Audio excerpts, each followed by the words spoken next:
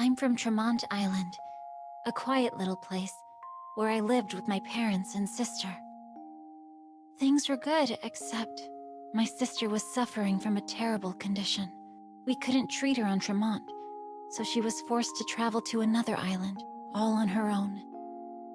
Back then, skyfaring wasn't nearly the safe bet that it is today, so I wasn't sure if she'd even make it there, let alone receive treatment. I loved my sister more than anything, so waving bye to her as she took off toward an unknown future was the hardest thing I'd ever done. I hoped beyond all hope.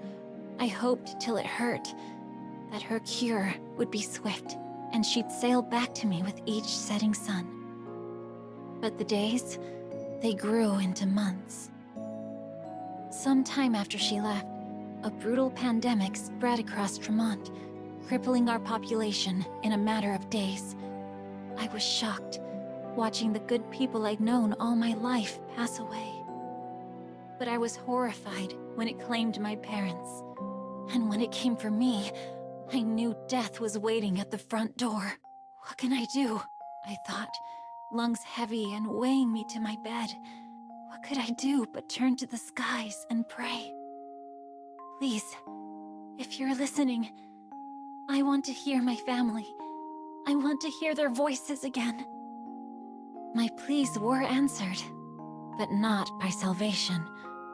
No, it was Celeste, the primal beast of death, who descended from the heavens.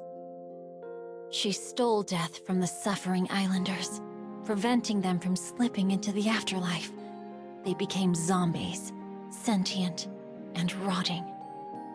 Unlike the others, my corporeal form faded away, leaving my spirit to haunt the land.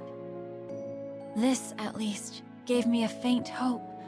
If I was given an unlife, then perhaps my mother and father would be given the same gift. But the months, they grew into years.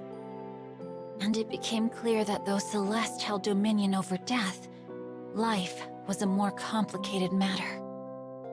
It was my wish that had brought unlife to Tremont. I was to blame for turning my hometown into a living cemetery. If the villagers knew what I had done, well, that's why I chose to haunt the manor on the outskirts of town. Alone in those halls, with no one to talk to, I counted the days until I lost track of time.